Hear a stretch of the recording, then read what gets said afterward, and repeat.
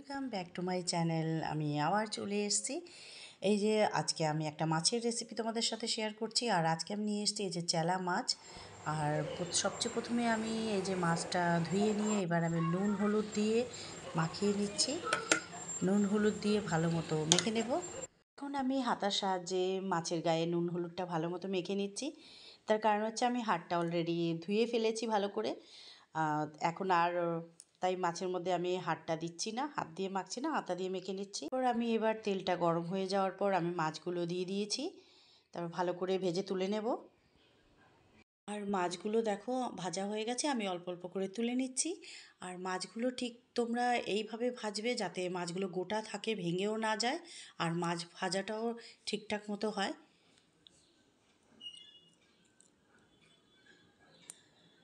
তবে খুব একটা বেশি ভাজবে না।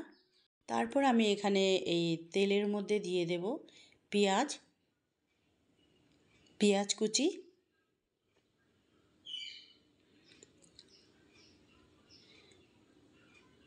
তারপর দিয়ে দেব এই যে টমেটো। তবে ফোড়নের জন্য আমি এটা একটু ভুল হয়ে গেছে, সেটা হচ্ছে ফোড়নটা আগে দিতে হয়। তবে ঠিক আছে, ওটা কোনো ম্যাটার না। ফোড়নটা এই যে দেখো আমি এবার কিভাবে ফোড়নটা দিচ্ছি। যেহেতু পেঁয়াজ আর টমেটো দেওয়ার আগে ফোড়নটা দেওয়া দরকার ছিল, তো ওটা কোনো ব্যাপার না, পরেও দেওয়া যায়। তাই আমি আগে দিইনি বলে এখন আমি দিয়ে দিচ্ছি। এর মধ্যে সামান্য একটু মেথি দানা আর একটু কালো জিরে আর মেথি দানা দিয়ে একটু স্টিমটা বাড়িয়ে দেবো, তাহলে ওটা হয়ে যাবে। হয়ে যাওয়ার পর একসাথে মিশিয়ে নেব আবার। তারপর এবার একটু লাল হয়ে আসলে একটু নাড়াচাড়া করে এর মধ্যে দিয়ে দেব শস্য পোস্তে বাটা।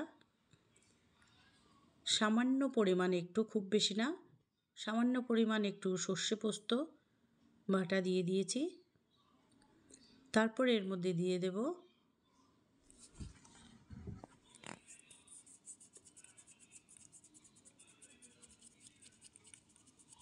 কালারটা দেখো কত সুন্দর হয়েছে। তারপরে এর মধ্যে দিয়ে দেব সামান্য পরিমাণ একটু হলুদ গুঁড়ো,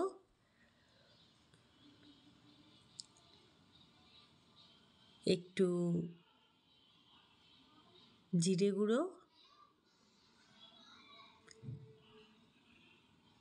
তারপর একটু লঙ্কা গুঁড়ো,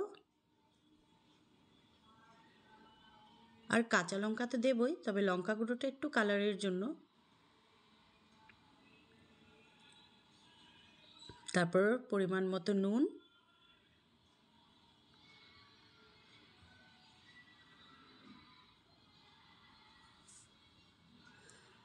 দিয়ে একটু ভালো করে নাড়াচাড়া করে নেব। তবে দেখবে বড় মাছ তো সবসময় খাওয়া হয়, ছোটো মাছের স্বাদটাই কিন্তু আলাদা। আমি তো ভীষণ পছন্দ করি ছোটো মাছ। তারপর দিয়ে দিলাম এই যে পেঁয়াজ বাটা, কাঁচা লঙ্কা চেরা, আর সামান্য 1-2 কোয়া রসুন বাটা। পেঁয়াজের সাথে 1-2 কোয়া রসুন দিয়ে দিয়েছি, ওটা একসঙ্গে পেস্ট করে নিয়েছি। রসুনটা একদম কম পরিমাণে।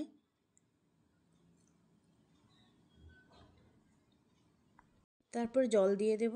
এবার এই যে যেই থালার মধ্যে মাছগুলো ভেজে তুলেছিলাম ওর মধ্যে অনেকটা মাছের তেল লেগেছিলো, তাই ওটার মধ্যেই ভালো করে থালাটা ধুয়ে নিয়ে ওই জলটাই দিয়ে দিলাম মাছের গায়ে।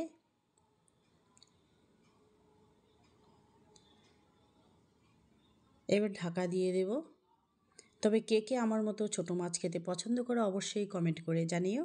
আমার তো ভীষণ পছন্দ। ঢাকা দিয়ে দিই। কিছুক্ষণ পর আবার ঢাকাটা খুলে নিলাম, দেখি কতটা কি হয়েছে। তবে জলটা শোকাতে একটু টাইম লাগবে। আগে ধনেপাতাটা দিয়ে দিই। ফাইনালি এখন ধনেপাতাটা ওপর দিয়ে একটু ছড়িয়ে দেব।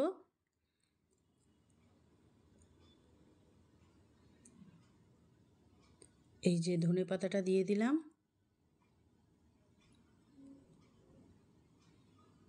তারপর আবার ঢাকা দিয়ে দেব।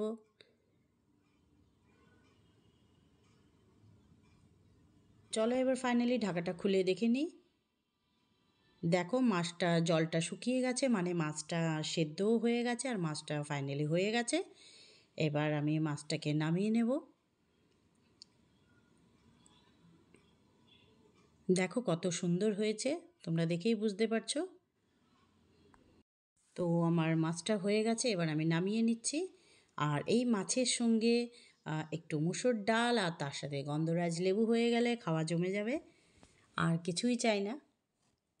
আমার তো ওরকম খেতে ভীষণ ভালো লাগে, তাই আমি তোমাদেরকেও সাজেস্ট করলাম তোমরাও ঠিক এইভাবেই একদিন বাড়িতে রান্না করে খেয়ে দেখতে পারো। যারা আমার মতো ছোটো মাছ খেতে ভালোবাসো তাদেরকেই বলছি।